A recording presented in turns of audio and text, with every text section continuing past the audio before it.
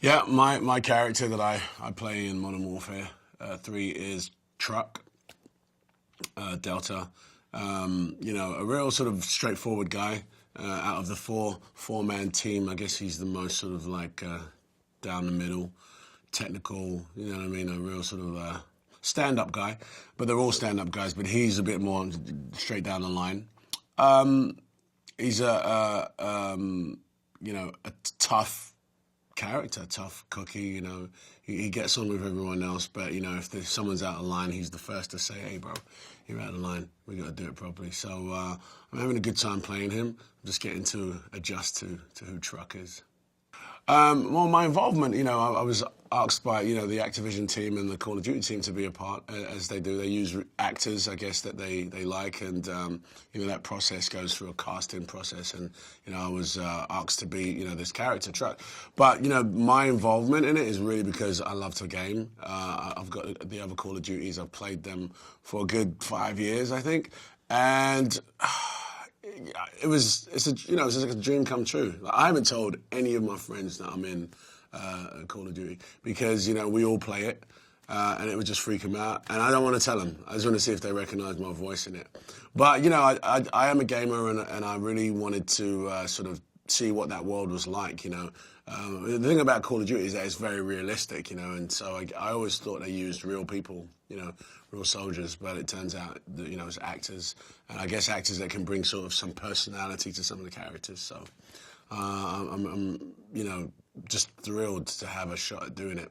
Acting, via voiceover is a different beast altogether. It's kind of like, I don't know, it's kind of like having a car and being able to drive, but you don't have to put your hands on the steering wheel. Do you know what I mean? It's like, okay, just go. Don't worry, it'll turn for you, because the acting's really done by the animation, but your voice, the textures of your voice kind of brings that alive. So it's a weird feeling. It's actually quite weird because, my first day, the script's right in front of you.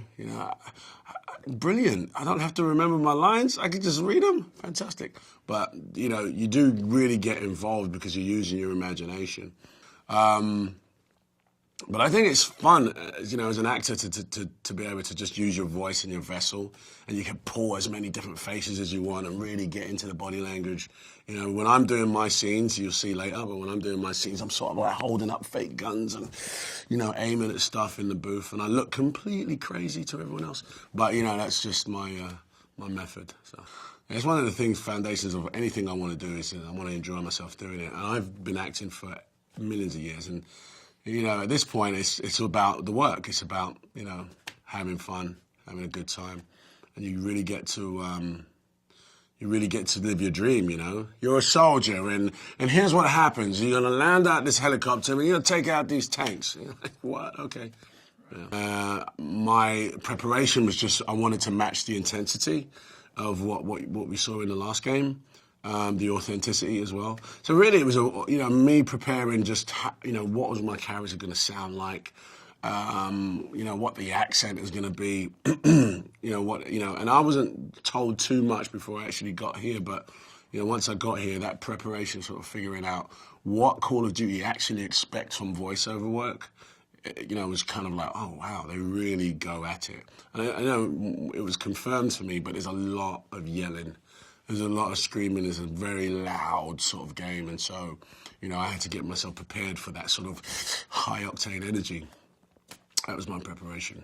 Tim Oliphant is in Modern Warfare 3. He's a great actor, and and I know from hearing from the team that he really enjoys sort of, experimenting with his voice and pulling this character together. But Call of Duty is definitely one of my favorite games to play. The thing about Call of Duty, though, for me, is that it just takes over my whole, 3 or 4 hours of my life. Literally. I'll be sitting there, and 4 hours have gone, and I'm sort of immersed in this world. So, but if I want a quick fix of games, then I'll play a sports game. But if I really want to get involved, something like Call of Duty always works. No, I'm a gamer. I love gaming. I've been playing games since Donkey Kong on the little box thing, you used to play with.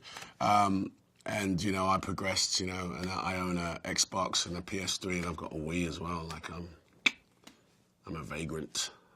Well, I think the success of video games is due to the value of money. that you get for these games now, you know? Like, it was pointed out to me, like, I think the average game is like $60.